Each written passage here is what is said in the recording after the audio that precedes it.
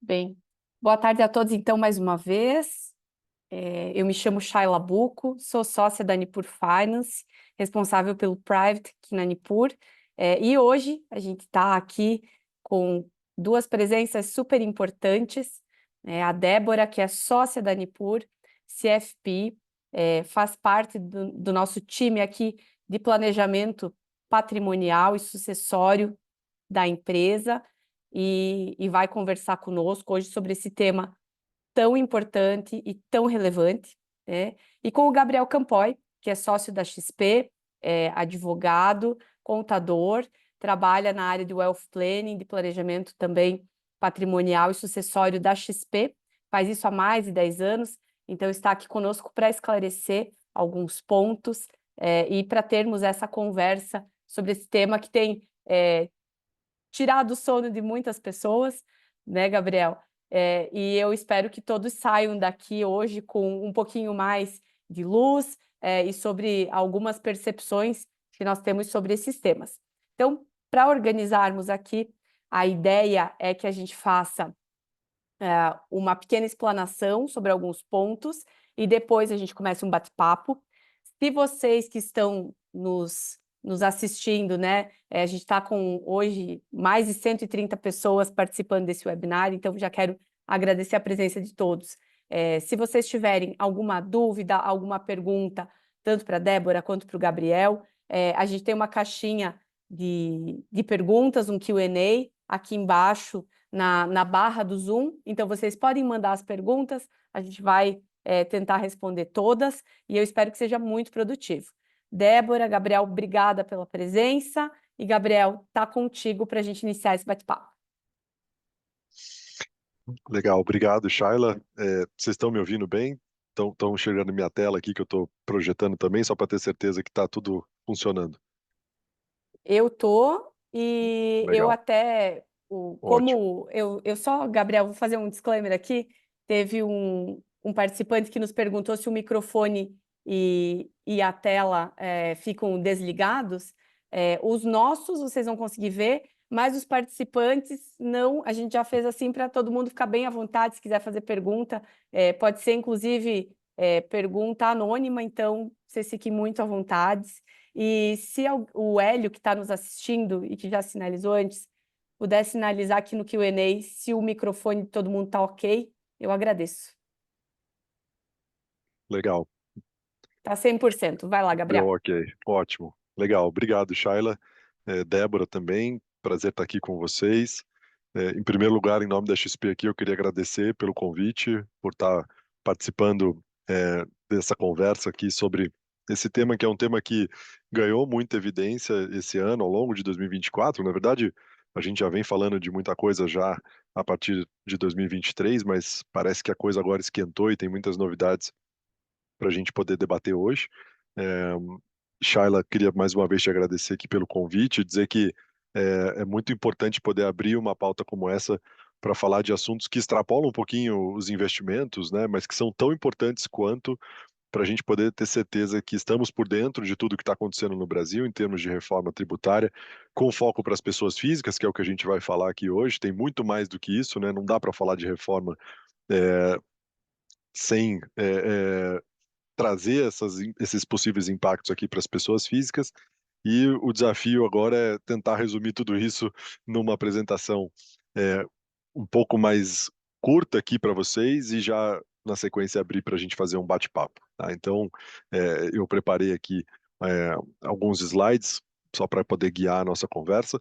Tem muita informação nos slides que talvez fique um pouco rápido aqui em função do tempo, mas já deixo também o convite para a gente poder ter conversas individuais com cada um de vocês que estão aqui nos assistindo hoje, e também compartilho o material na sequência da apresentação para que vocês tenham esse material, caso alguém tenha paciência de ler e querer consultar alguma coisa que está escrito ali, a gente envia para vocês também, tá bom?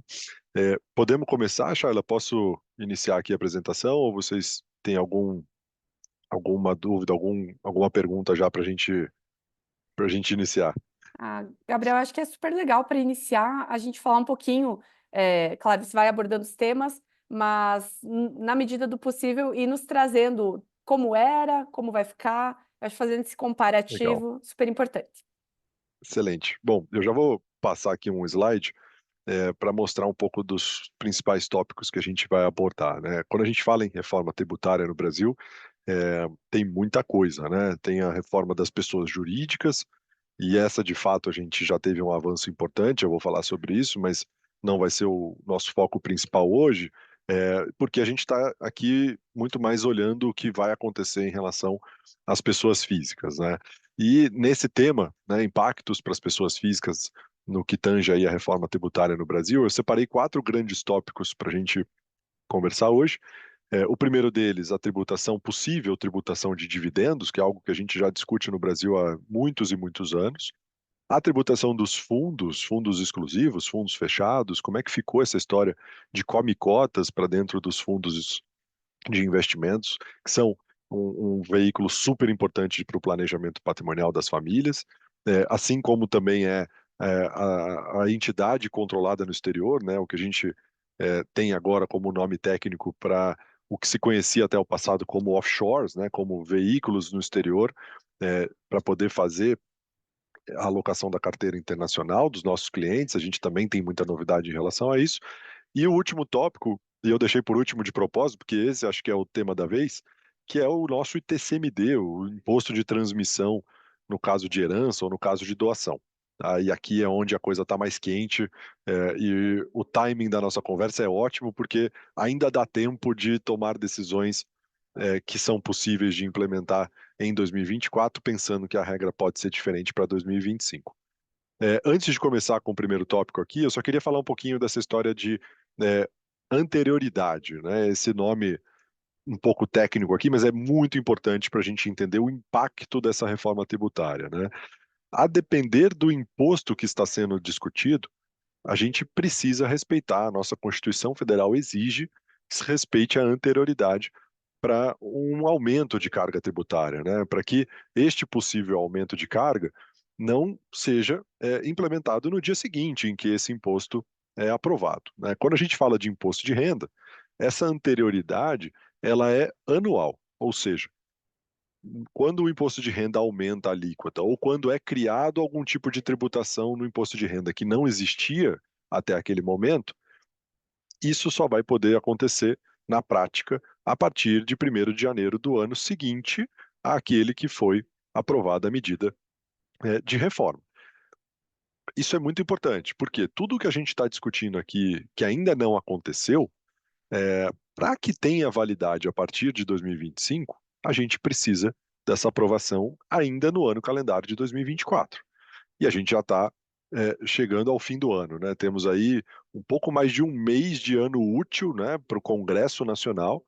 Lembrando que existe o recesso parlamentar, então a gente está falando de um pouquinho mais aí de um mês para que algumas e várias dessas medidas que eu vou trazer hoje sejam aprovadas e se tenha o efeito disso a partir de 2025. E qual a consequência? É uma não aprovação em 2024, e aí 2025 a gente segue com a regra do jogo atual. Tá? Para o ITCMD, e eu vou falar sobre isso também mais para o final, além da virada do ano calendário, a gente também tem a exigência mínima de 90 dias. Ou seja, ainda que a gente tenha uma aprovação de mudanças no ITCMD este ano, de 2024, não vai valer a partir do dia 1º de janeiro. Por quê? Porque já temos menos de 90 dias até o final do ano calendário, né? Então, certamente teremos um pouquinho mais de tempo ali para planejar a sucessão, considerando que se vier uma medida lá no final de 2024, ela tem que respeitar, no mínimo, os 90 dias para aí sim a entrada em vigor dessas mudanças do ITCMD. Então, sempre importante lembrar disso, né? Imposto de renda basta virar o ano e já vale 1º de janeiro. ITCMD tem que virar o ano e ainda ter uma janela mínima de 90 dias, o que significa, pessoal, que a gente tem tempo para planejar, mas também não é tanto tempo assim. E aí a necessidade da conversa sobre o planejamento. Tá? Agora entrando aqui, já no primeiro tópico, eu trago um quadro comparativo para vocês sobre a história dos dividendos no Brasil. Né? Não só dividendos, né, tributação corporativa como um todo, mas basicamente para dizer o seguinte, né? Temos aqui novidades concretas e algumas coisas que ainda estão no forno e possivelmente por vir. Como era, né? Esse quadro comparativo ele é dividido em dois momentos aqui, né? Como era a regra antiga e como ficou a regra nova, ou como pode ainda ser alguma mudança proposta. Em relação ao que a gente chama de tributação de consumo, consumo e serviços, né? O Brasil tem um sistema tributário altamente complexo, com tributos federais, estaduais e municipais. A gente tem uma complexidade muito grande de apurar, sequer poder apurar o imposto devido por uma pessoa jurídica, por exemplo. Seja porque é uma competência estadual, uma competência municipal, alíquotas diferentes para operações diferentes, e gasta-se muito tempo com isso, né? Então, a grande crítica da reforma tributária do consumo é que a gente precisa de um sistema tributário mais simples, mais unificado. E por isso que a gente aprovou, né, houve ali a aprovação no ano passado, lá em 2023, do que foi a PEC 45. A PEC 45 é a emenda constitucional, que acabou virando emenda constitucional 132, que traz o conceito da CBS, a Contribuição sobre Bens e Serviços. Esse é o nosso IVA, né, o nosso imposto único, que já é praticado nos Estados Unidos e em vários países da Europa também, e alguns países da América do Sul. Basicamente, consolidar vários tributos em uma única contribuição. Aqui ela vai se chamar CBS, Contribuição sobre Bens e Serviços. E ela substitui alguns tributos, PIS, COFINS, ICMS, IPI e também, desculpa, e inclusive aqui o ISS, o Imposto sobre Serviços. Tudo isso vai virar uma coisa só, tá? Ou seja, parece uma boa notícia. O grande ponto é a alíquota, né? Quando a gente traz vários tributos que têm alíquotas e bases diferentes para uma única regra, onde só tem uma única alíquota, certamente alguns setores serão beneficiados e alguns setores serão prejudicados. A gente ainda não sabe exatamente qual vai ser a alíquota final, mas estima-se uma alíquota entre 26% e 27%, que seria um imposto bastante alto, né, comparativamente ao que é se praticado no mundo. Como é que isso afeta o nosso mundo aqui de pessoa física, né? Afinal, estou falando de pessoa jurídica. E eu trago um exemplo para vocês que a gente tem mapeado.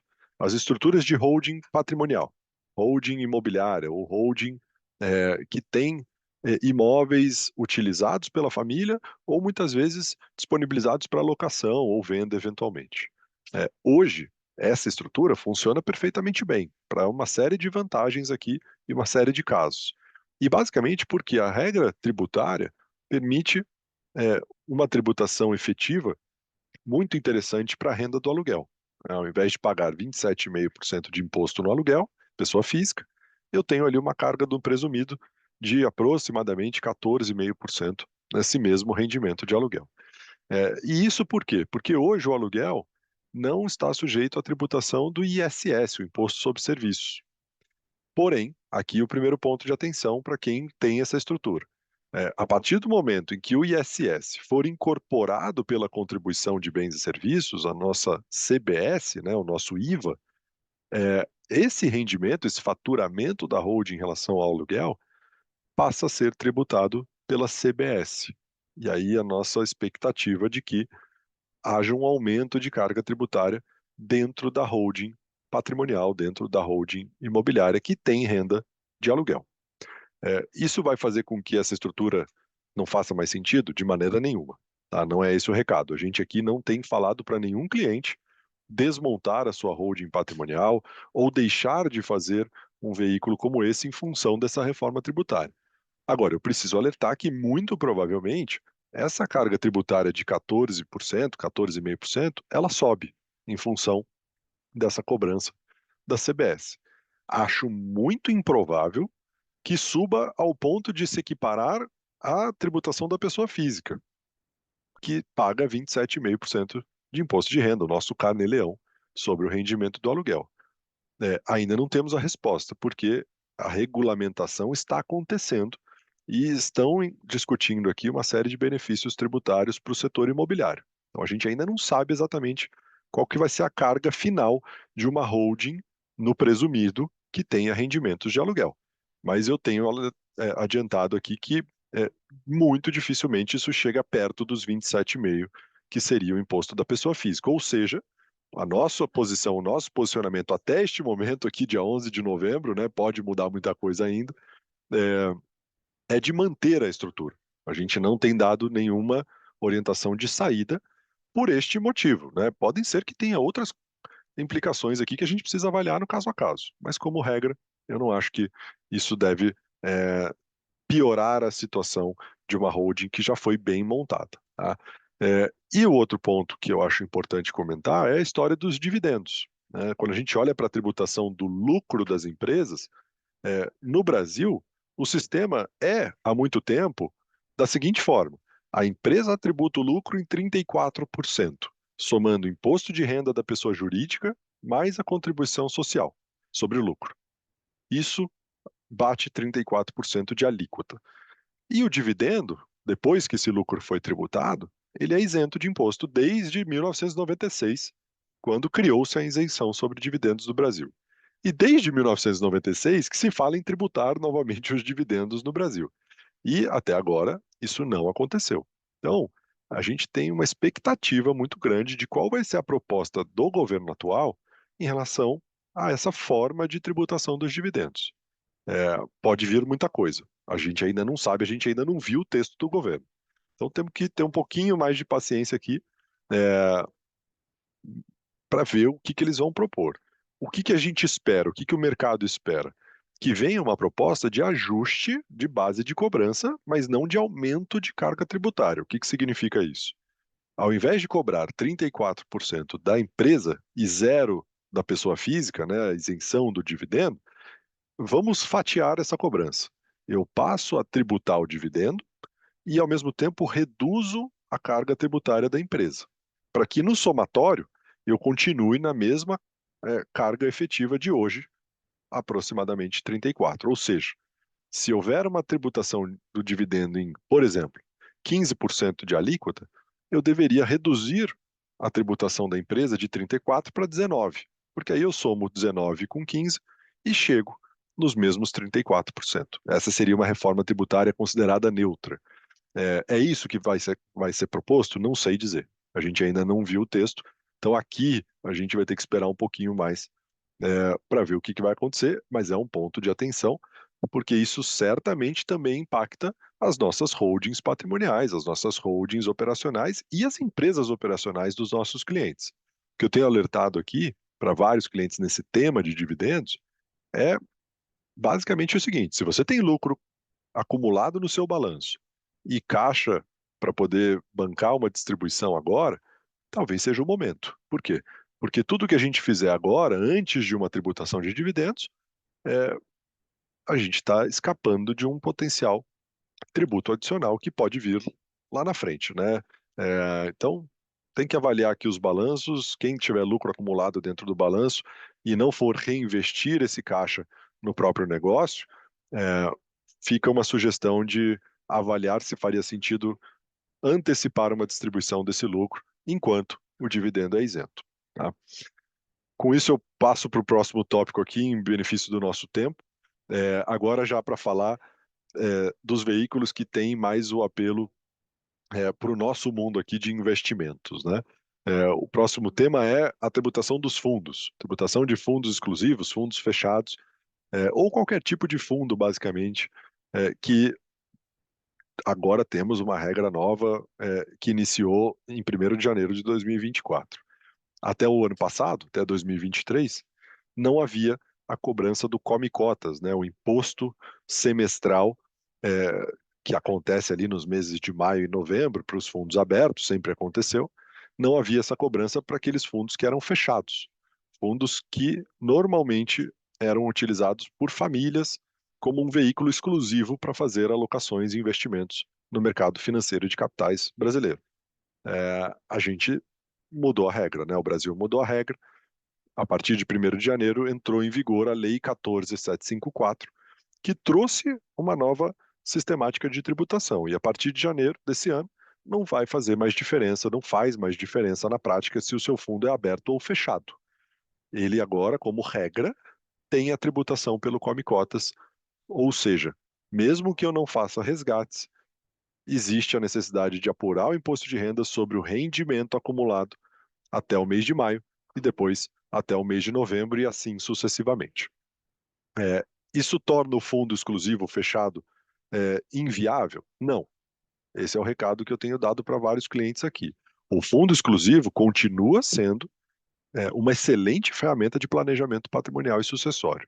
A gente pode ter ali regras de governança familiar, eu posso estabelecer uma doação de cotas com reserva de usufruto, cláusulas de incomunicabilidade, impenhorabilidade, reversão, é, ter vários membros da família participando em conjunto da gestão dos recursos financeiros, quando isso é algo que funciona na prática para a dinâmica familiar, e uma série de outras vantagens aqui que o fundo exclusivo continua oferecendo. Tá? É, mas agora sim, como regra, eu tenho o come cotas na estrutura. Tá? São todos os fundos que entraram na regra? Não. Não, não é isso, tá? Tem vários fundos que têm regras específicas e exceções. Alguns exemplos aqui para vocês. O fundo de debêntures de infraestrutura. Eu posso ter um fundo exclusivo que investe basicamente em debêntures de infraestrutura e ele é isento de imposto. Eu não estou nem dizendo sobre come cotas ou não come cotas. É basicamente uma isenção total do imposto de renda para esse veículo, que é fantástico para quem gosta de investir em renda fixa, créditos privados, especialmente nesse momento que a gente tem uns juros mais atrativos. O outro exemplo aqui, agora indo para a renda variável, né? O fundo de ações, o FIA, também não tem o come cotas. Eu tenho imposto de renda apenas no resgate, mas eu não vou ter o come cotas. E aí exemplos mais específicos aqui, como FIPs, FDICs, ETFs, o próprio fundo imobiliário, o Fiagro, uma série de outros fundos que ficaram fora da regra do come cotas. Tudo isso para dizer o seguinte, gente, o fundo exclusivo continua sendo uma excelente regra, uma excelente estratégia de planejamento patrimonial e a gente ainda consegue sim estabelecer este veículo sem o come cotas, a depender do perfil de investimentos que a gente vai ter dentro da carteira. E para fechar, claro, o fundo de previdência. A gente vai falar sobre a previdência privada no último slide aqui sobre o TCMD, mas esse ficou fora também de qualquer tentativa de tributação antecipada ali pelo Come Cotas. Tá? A mesma lei, a Lei 14.754, trouxe uma regra nova para a tributação de offshores. A gente tem, desde este 1º de janeiro de 2024, uma regra em que acabou-se a possibilidade de diferimento fiscal eterno, né? Aquele veículo no exterior que me permitia basicamente postergar o imposto de renda até o momento do resgate. Se eu não fizesse resgate ou nenhum tipo de distribuição, não havia tributação do imposto de renda no Brasil.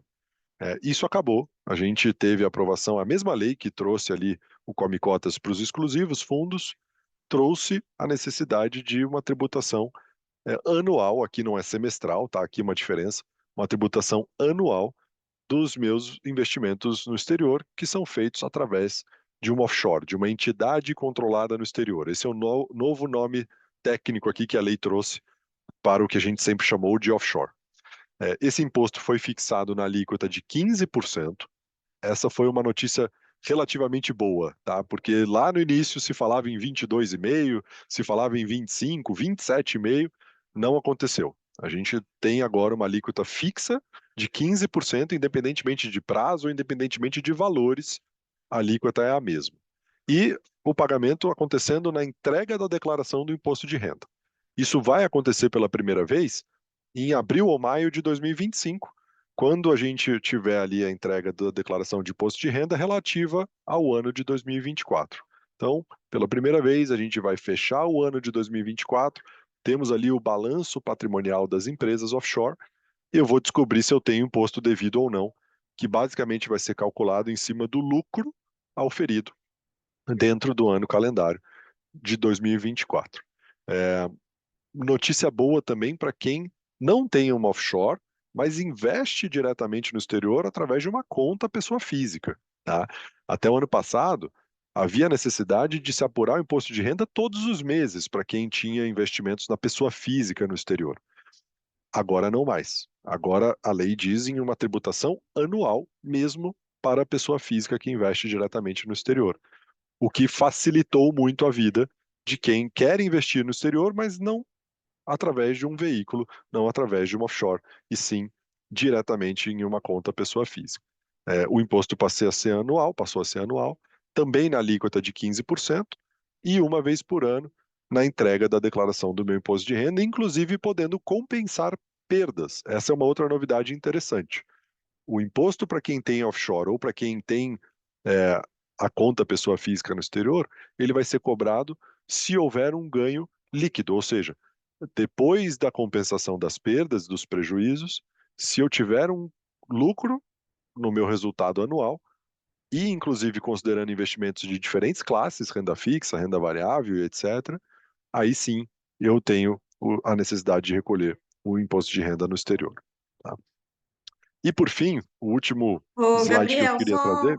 queria Oi, só Débora, claro, claro. voltar um ponto ali em relação aos offshore. Primeiramente, boa tarde, né? Boa tarde, Gabriel. Boa tarde a todos que estão presentes. Falando da offshore ali, a gente sabe que teve alteração também em relação à cobrança de TCMD, principalmente até para estruturas que já estão montadas, né?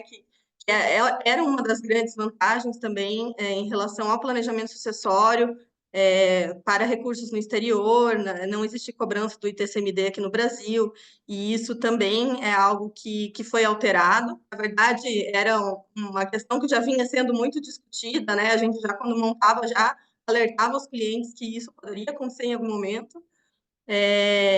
Se você puder só explanar um pouquinho como é que está essa situação, como é que vai Claro. ficar, acho que seria bacana. Excelente ponto, Débora. E eu já vou aproveitar para passar para o meu último slide aqui, que trata justamente do ITCMD, tá?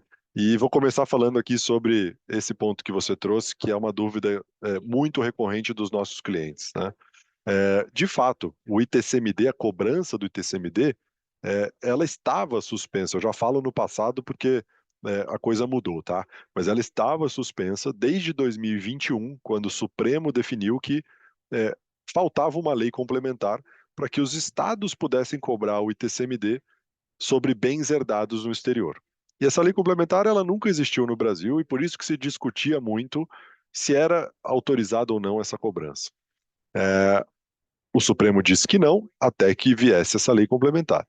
A lei complementar, tecnicamente, ela ainda não veio, mas a nossa Constituição, na emenda constitucional 132, que foi aprovada já no final de 2023, ela trouxe a regulamentação para que, provisoriamente, os estados possam voltar a cobrar o imposto até que venha a tal da lei complementar, que nunca foi publicada. É uma novela, é confuso, mas o recado é o seguinte, gente: a cobrança voltou, tá? Ela voltou porque a própria Constituição hoje traz a regulamentação para que os estados possam cobrar.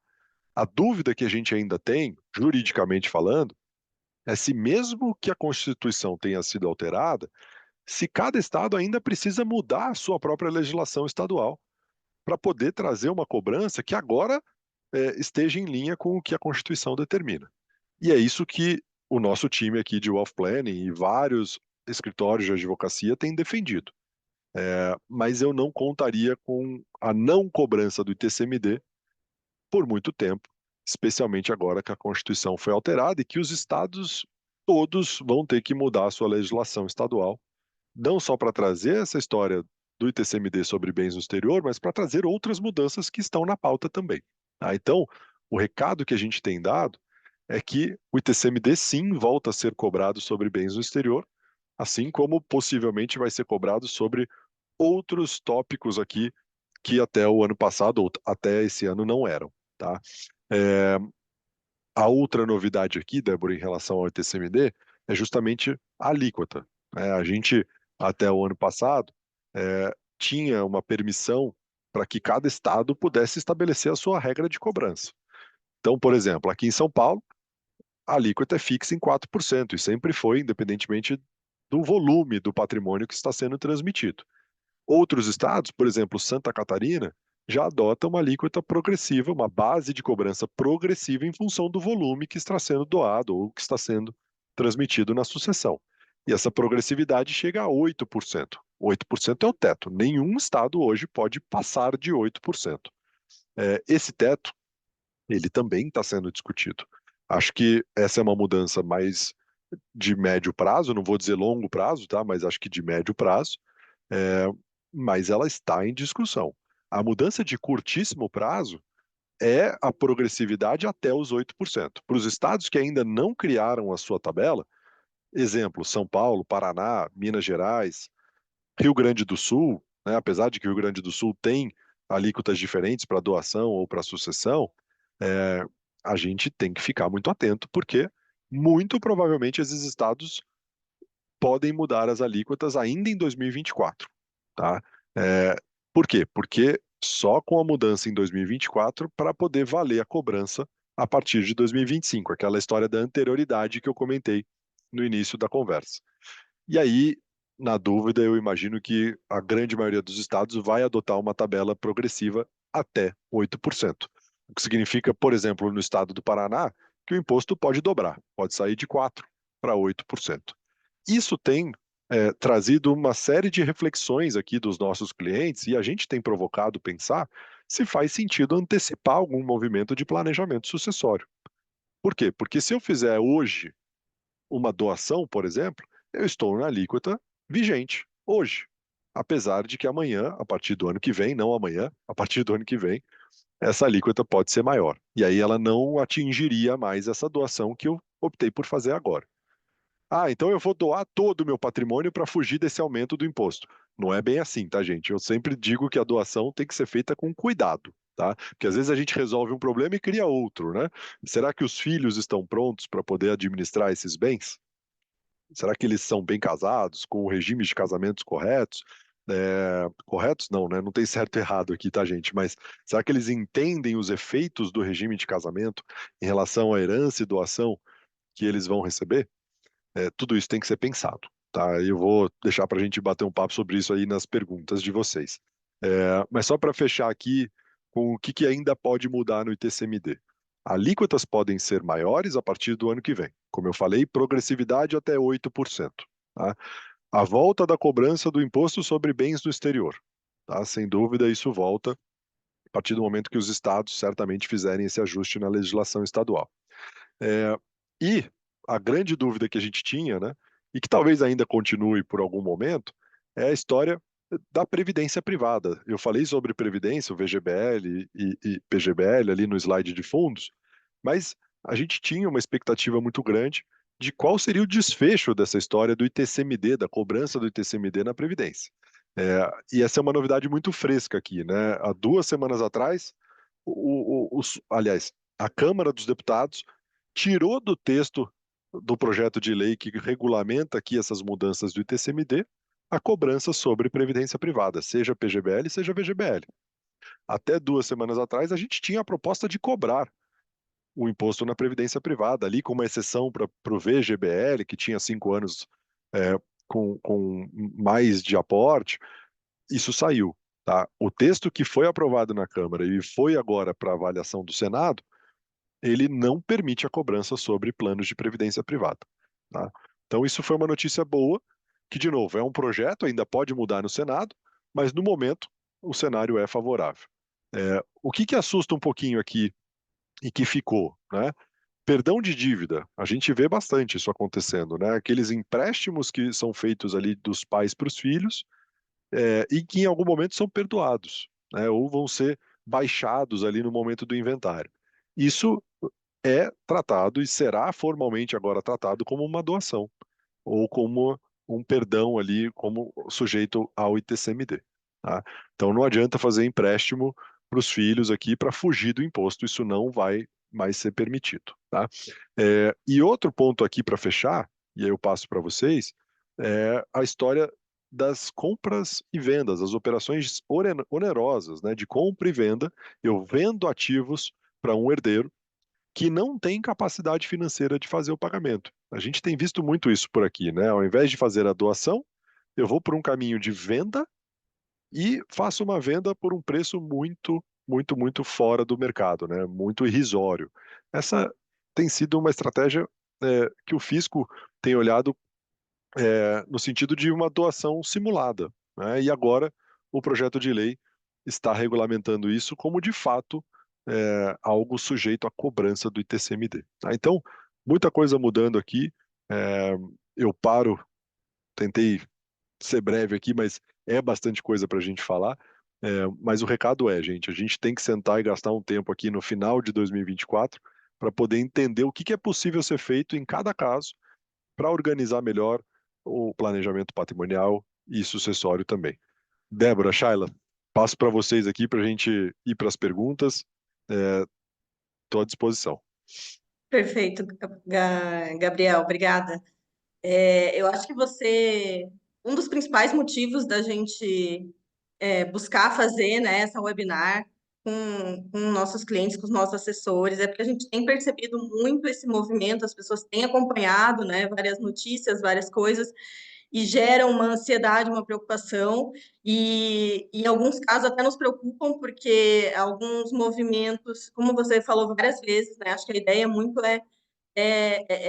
transmitir a mensagem para que tenha muito cuidado antes de fazer qualquer movimento muito drástico no seu patrimônio, né? Tem muita coisa por vir, muita coisa que tem que entender muito, acho que a estrutura de cada família mesmo, para ver qual o melhor caminho.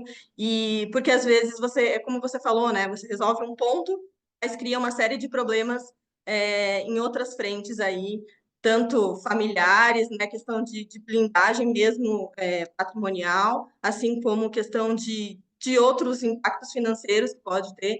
Então, assim, é muito importante mesmo essa consciência e esse cuidado. E realmente, trazendo ali o que você falou em relação, acho que um ponto que está muito forte, até vi algumas perguntas já no início aqui falando do ITCMD, é algo que tem preocupado, né? Você comentou ali alguns estados, né? A gente tem vários clientes aqui do Paraná, do Rio Grande do Sul, que vão ter impacto já meio que imediato nas suas alíquotas.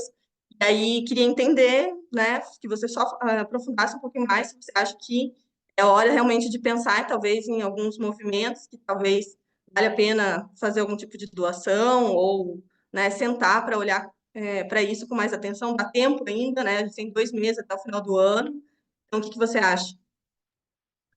Exatamente, essa tem sido a grande busca aqui das conversas dos nossos clientes, né? Será que faz sentido antecipar alguma coisa nesse momento? Eu acho que, como tudo, depende, né, caso a caso, mas é um bom momento para avaliar a tomada de decisão, né? Eu vou dar um exemplo aqui para vocês. Eu falei que a alíquota está subindo, né? Em alguns estados, por exemplo, no Paraná, a gente pode ter um aumento que dobre a alíquota do ITCMD, assim como em São Paulo, né? De 4% para 8%. Mas muitas vezes, mais perigoso do que o aumento de alíquota é a mudança no critério da base de cobrança, da base de cálculo. E aí isso pega e muito forte nas estruturas imobiliárias, das holdings patrimoniais que a gente falou lá no início da apresentação. E por quê? Alguns estados, como São Paulo, permitem que você adote como base de cálculo do ITCMD o valor do patrimônio líquido da empresa, da contabilidade. E muitas vezes no balanço, na contabilidade, os imóveis eles não são registrados pelo valor de mercado, eles são registrados pelo custo contábil, pelo custo de aquisição, ajustado ali por benfeitorias ou depreciação, depende um pouquinho da sistemática de cada caso, mas certamente valores muito inferiores do que seria o valor de mercado, principalmente naqueles imóveis que são mais antigos, aqueles que foram adquiridos há muitos anos. Isso pode ser um fator muito importante para a tomada de decisão. Por quê? Porque uma coisa é sair de 4% para 8% sobre o mesmo valor de cobrança, sobre a mesma base de cálculo. Outra coisa é sair de 4 para 8 sobre uma base de cálculo que agora passaria a ser o valor de mercado do patrimônio, efetivamente. Ou o valor venal dos imóveis, que é aquele valor que a prefeitura divulga ali para a cobrança do IPTU, em vários casos, né? Isso pode ser muito mais impactante em termos de custo do ITCMD do que simplesmente o dobro da alíquota. Tá? Isso tem levado várias famílias a, de fato, tomar uma decisão como essa, antecipar uma doação agora, em que eu tenho uma alíquota menor, em alguns estados, e também tenho uma base de cálculo mais favorável. Outros estados já mudaram essa história da base de cálculo, tá? Mas alguns ainda não, por isso uma oportunidade aqui de planejamento. Por outro lado, como eu falei, né? Será que a família está pronta para fazer esse movimento? Será que os filhos têm maturidade suficiente para administrar o patrimônio familiar que vai agora estar em nome deles após a doação? Nem sempre, né? Surgem várias preocupações. A vantagem do planejamento é que a gente pode bolar estruturas aqui, pensar em estruturas jurídicas que protejam esse patrimônio, que agora passa a estar em nome dos filhos. O exemplo da holding é muito claro, né? Eu posso fazer uma doação de cotas desta sociedade limitada, por exemplo, reservando o direito de usufruto para os pais. Os pais teriam usufruto sobre essas cotas que agora são dos filhos. Com o usufruto, a gente, de alguma maneira, amarra bem essa estrutura, né? A gente faz com que as principais decisões estratégicas dentro daquela companhia, dentro daquela holding, sejam tomadas ainda pelos pais, né? Na qualidade de usufrutuários, né? Por exemplo, vender um imóvel dentro da holding. Essa é uma decisão que pode caber aos pais exclusivamente, né? Como usufrutuários detentores ali do que a gente chama do direito político, né? O direito de tomar decisões nas assembleias de sócios. Outra vantagem dessa estrutura, né? O direito de receber os dividendos. O usufruto garante que o lucro, no momento em que ele é distribuído, ele vá ser direcionado para o usufrutuário. Então, se essa holding tem aluguéis e em algum momento é definido pela distribuição desse lucro, esse lucro volta para os pais e não vai ser entregue aos filhos, em função desta cláusula que é o usufruto. O usufruto garante toda a proteção do mundo? Não, não. Existem fragilidades também nessa estrutura, né? Se eu quiser desmontar a estrutura, por exemplo, vender todos os imóveis e desmontar a estrutura da holding, eu garanto que toda a liquidez volta para os pais? Não, não necessariamente. O que volta é o lucro, mas não o capital social. O capital social já foi doado em cotas aos filhos. Por isso que a gente tem fragilidades, e aí a importância de avaliar caso a caso. Mesma coisa em relação aos regimes de casamento que eu comentei, né? Se um filho é casado ou tem uma união estável, no regime da comunhão parcial ou comunhão total de bens, é uma preocupação, sim, que isso não se misture num evento de divórcio, por exemplo. Então, a cláusula de incomunicabilidade é muito importante. Eu faço uma doação com a cláusula de incomunicabilidade para que, se acontecer um divórcio do meu filho, este patrimônio que eu doei não seja partilhado com o ex-cônjuge ou o ex-companheiro, companheira deste meu filho ou da minha filha. Tá? Então, tudo isso é muito importante. A doação tem que ser muito pensada. E o que eu geralmente falo para os clientes é que não é a regra. A regra não é a doação é a exceção. Se couber, ótimo. E neste momento, melhor ainda, porque a gente pode ter alguma vantagem tributária, inclusive. Mas eu ainda acho que tem que ser a exceção. Não, legal você trazer esse tema já, Gabriel. Eu ia entrar nesse assunto em relação à atualização ali da, do modelo, né, no formato de cálculo do valor dos imóveis ali, né, em relação ao patrimônio líquido. E aí, até trazendo, porque você falou dos fundos exclusivos em relação à própria tributação, né, das administradoras de bens, que a gente sabe que elas estão muito o governo ele está de olho, né, nessas estruturas, mas é como você falou, né, eu acho que a decisão de fazer uma administradora de bens, uma holding patrimonial, uma holding operacional, ela não pode ser puramente financeira, né, então ela tem suas vantagens ainda, como você falou, essa blindagem, essa proteção dos bens tem que ser bem estruturada, né, então acho que é bem importante você trazer, e até porque a gente percebe muito em alguns planejamentos que a gente faz aqui com clientes, que nem sempre ela está toda resolvida, né? Muitas vezes as famílias, os patriarcas ainda estão com um maior percentual, né, do patrimônio em seu nome, e acabam não se atentando para essa questão do ITCMD. Então, acho que é um ponto importante de estar sentando e revisitando. A gente tem todo um time aqui à disposição que pode auxiliar nesse processo, né? Para justamente ver se existe algum risco ou não, o que vale a pena fazer, o que não vale, né? Shaila, você queria fazer alguma pergunta? Não, Você eu abriu o microfone? abri meu microfone para fazer uma outra pergunta, mas, Débora, concordo totalmente.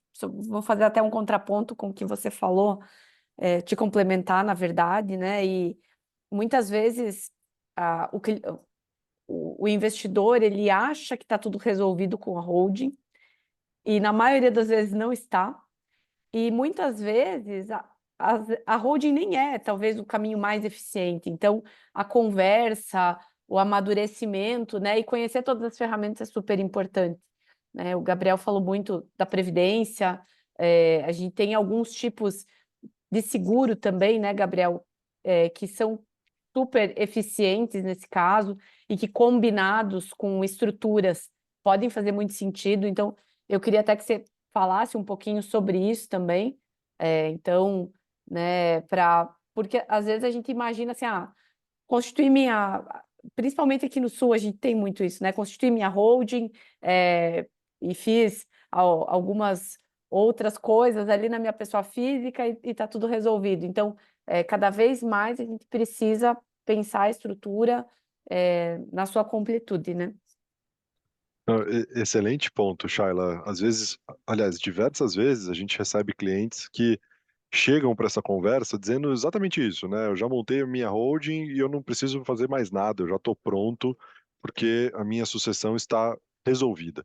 E quase 90% ou mais das vezes isso não é verdade, né? A gente percebe que existem várias falhas conceituais e práticas na estrutura que foi montada e que essa sensação de que tudo foi resolvido com a holding, ela é uma sensação é, falsa, eu diria, né? Porque a gente tem vários outros possíveis conflitos, possíveis problemas que envolvem aí o tema de sucessão que a holding não resolve. Tão simples quanto isso. Ou que a holding traz uma série de ineficiências, principalmente tributárias. Vou dar um exemplo aqui para vocês. A gente recebe muitas famílias que definiram colocar os investimentos dentro da holding, investimentos financeiros. Estou falando aqui de aplicações financeiras no Brasil. E muitas vezes sem saber que a tributação corporativa sobre rendimentos de aplicações financeiras, ela é muito pesada. Ela muitas vezes passa dos 34% que eu comentei ali de carga tributária que é cobrada sobre o lucro das empresas, dependendo do seu regime tributário. Se ela está no lucro real ou no lucro presumido, a tributação ela vai ser de pelo menos 34% sobre esses rendimentos das aplicações financeiras. Faz sentido isso quando a gente olha para investimentos que na pessoa física são tributados em 15% ou menos, né? Na Previdência, a gente chega a 10% na alíquota mínima, né? Depois de 10 anos, o investimento de longo prazo, sem dúvida, mas chegamos a uma alíquota de 10%. Em outros ativos, a gente tem alíquota zero, isenção tributária para a pessoa física, né? Falando aqui de CRIs, CRAs, LCIs, LCAs, debêntures, fundos de debêntures, são tributados a zero, zero de imposto. Quando eu comparo isso com a carga tributária desses mesmos ativos financeiros dentro de uma holding, não consigo entender por que foi feito esse movimento de concentrar o patrimônio financeiro dentro da empresa. Tá? Sem falar na tributação de dividendos que está por vir aí, que a gente comentou ali no início, né? O que aumentaria ainda mais essa carga tributária sobre esses recursos que ficaram ali. Ou seja, a holding ela resolve tudo? Não, de maneira nenhuma. Ela é importantíssima dentro do planejamento? Sim, com certeza. Mas a gente vai precisar trabalhar com outras ferramentas para poder ter mais eficiência fiscal nesse processo de sucessão. Você falou aqui, Shaila, de duas ferramentas que são fantásticas, né? Eu recebo muita pergunta de clientes no sentido de como é que eu faço para transmitir patrimônio para os meus herdeiros, sem a burocracia, sem a dor de cabeça do inventário. Essa palavra que é quase um palavrão, né? As famílias assustam, né, quando a gente fala em inventário. E com razão, porque Uhum. isso é um trauma muitas vezes para a família por experiências passadas que deram errado, né? Se a gente puder evitar, perfeito. E aí vem essa dúvida, né? Como é que eu faço para poder pular esse processo ou para poder conseguir transmitir patrimônio sem a cobrança do imposto do ITCMD? Você falou a resposta. Só tem duas formas, né? A gente está falando aqui de previdência privada, especialmente o VGBL, P de vida, e dos seguros, seguro de vida, né? São duas ferramentas fantásticas e que muitas vezes as famílias e os investidores mais qualificados têm até um certo receio de ter isso na sua carteira, né? Porque remete a produtos ruins e mal trabalhados no passado, o que não é mais verdade hoje, né?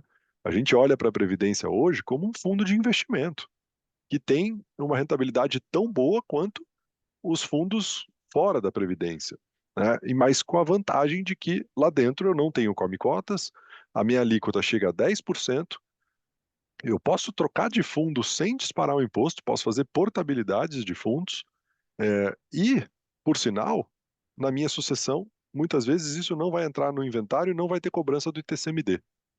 Estou falando aqui de um fundo de investimento que vai ter uma rentabilidade excelente e que vai permitir entregar a liquidez para os meus herdeiros sem a dor de cabeça e a burocracia do inventário.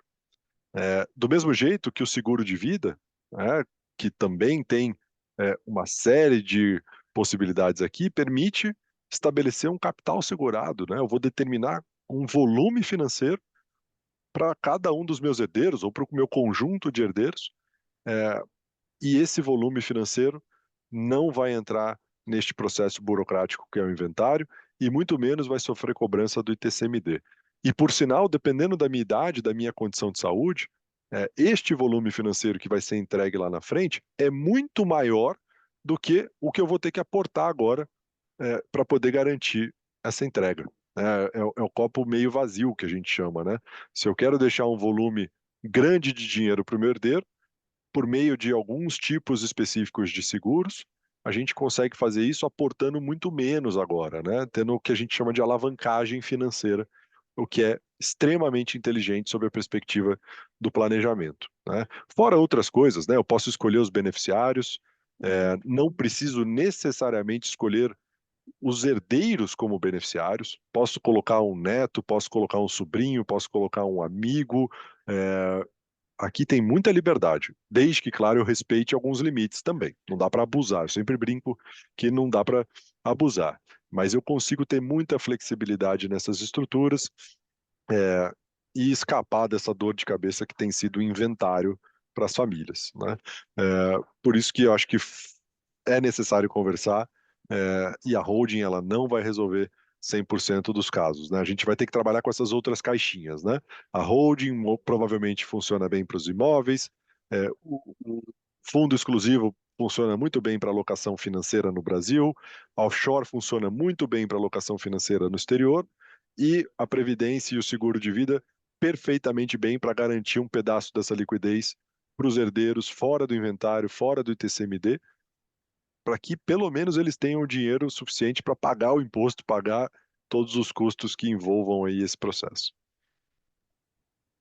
Gabriel, perfeito. E só complementando o que você falou, né, a gente vê principalmente os seguros, eles são muitas vezes mal vistos, né? As pessoas escutam essa palavra, já querem acabar com a reunião, não me venha com essa. Mas assim, é uma parte importante no planejamento, né, financeiro. Se ele for feito bem pensado, de uma forma estratégica, como você falou, às vezes até como uma alavancagem, possibilitando que os herdeiros recebam um valor maior, pensando em proteger.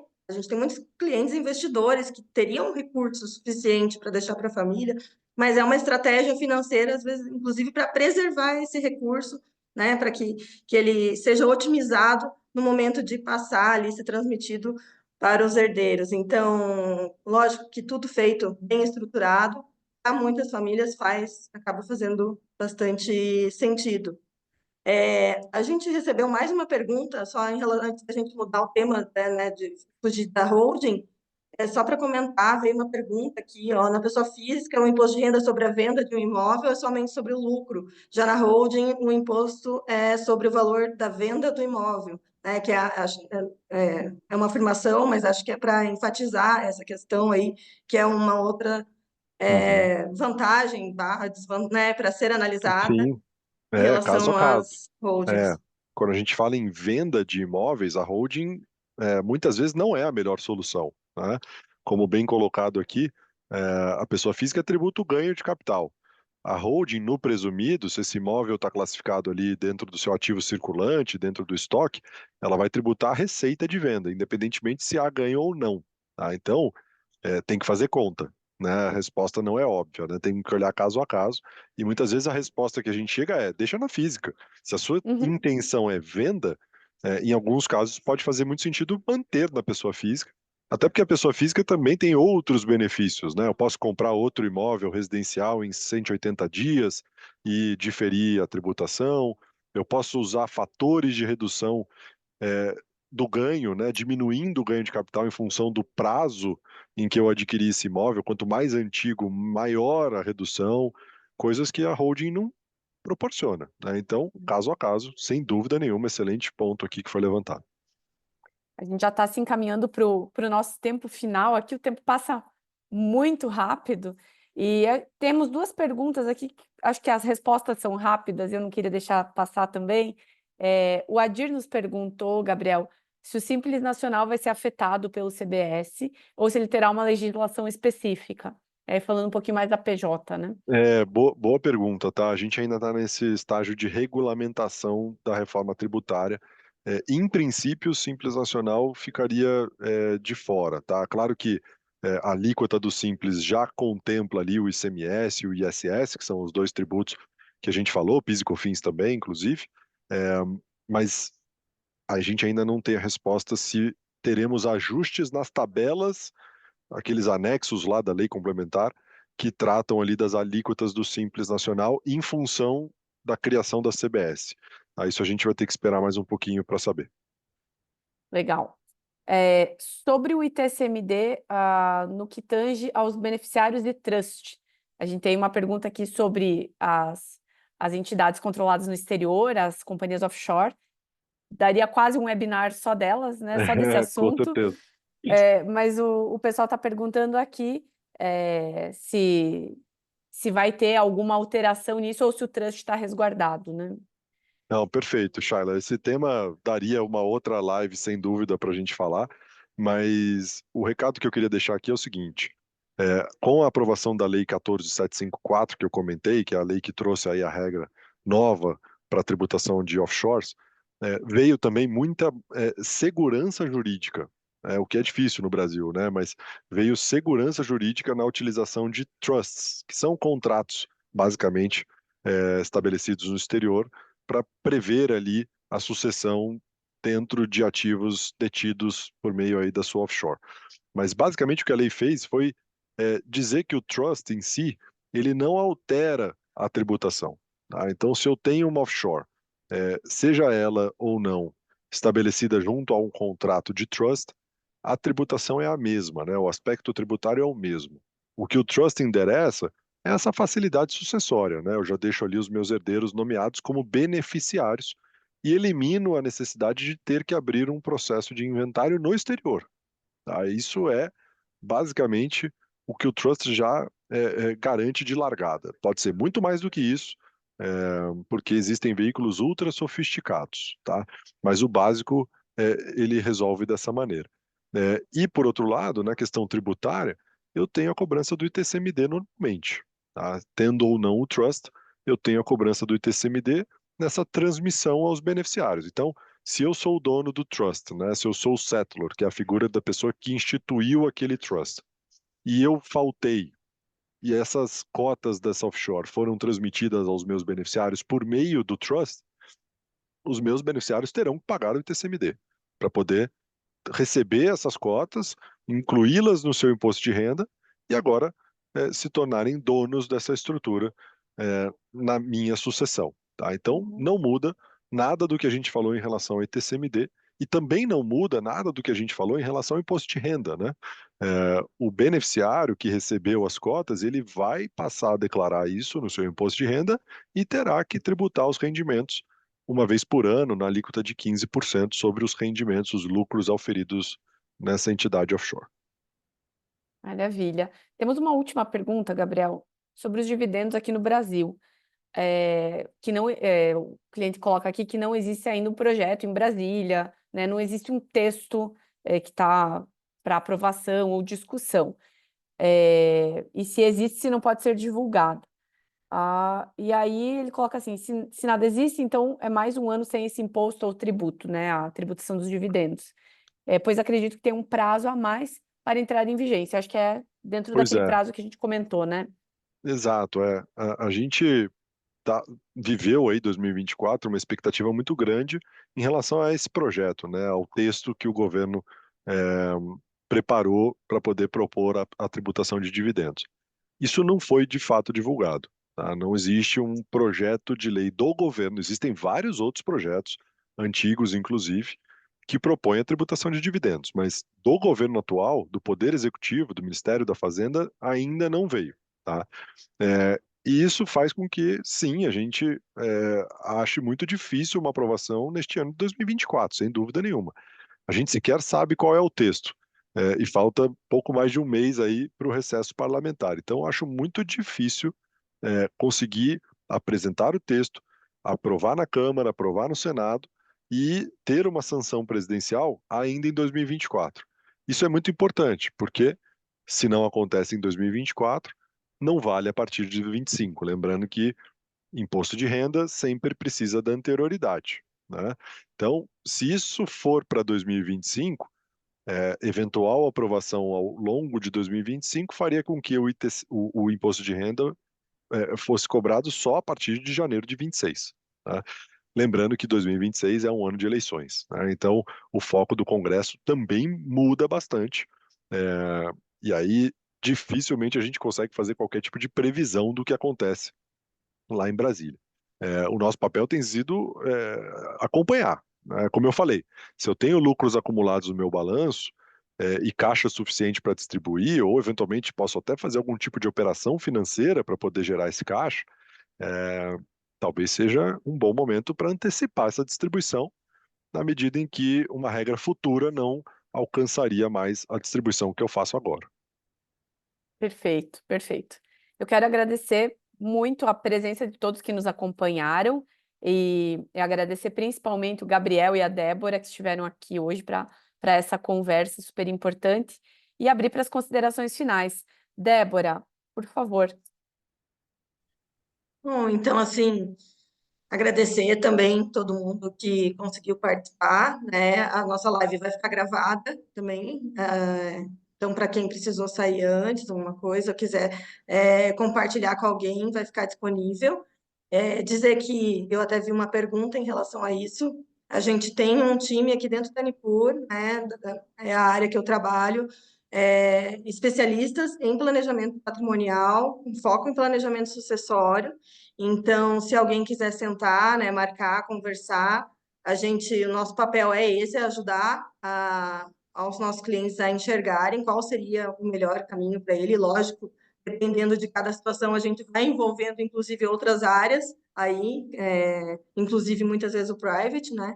E então, se alguém quiser, né, marcar, conversar, chame seu assessor, a gente agenda, conversa para ajudar a esclarecer. E agradecer, né, também o Gabriel, Shaila, né, pela oportunidade da gente ter esse momento. A gente sabe que teu horário e tua agenda é bem difícil, né, Campo? Então, agradecemos bastante a conversa. Acho que já deu uma boa direcionada aí, e acho que a principal, como eu falei, o principal objetivo é tranquilizar um pouco, né, todos os nossos clientes, nosso time, em relação a esse tema. Então, muito obrigada e estamos à disposição. Legal.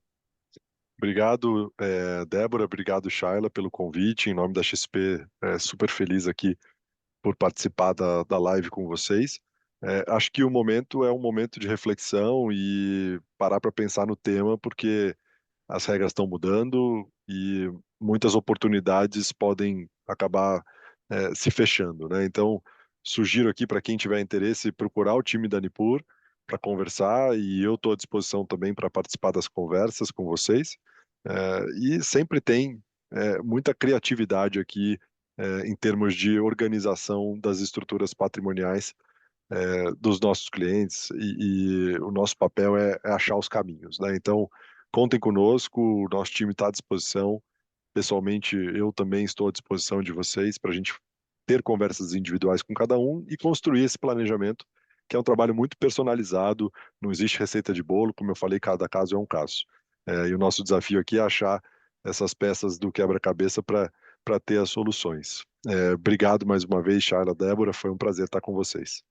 Prazer foi nosso, Gabriel. Obrigado, obrigada, Débora, e a todos que estiveram conosco até agora. Uma excelente semana, pessoal. Até mais.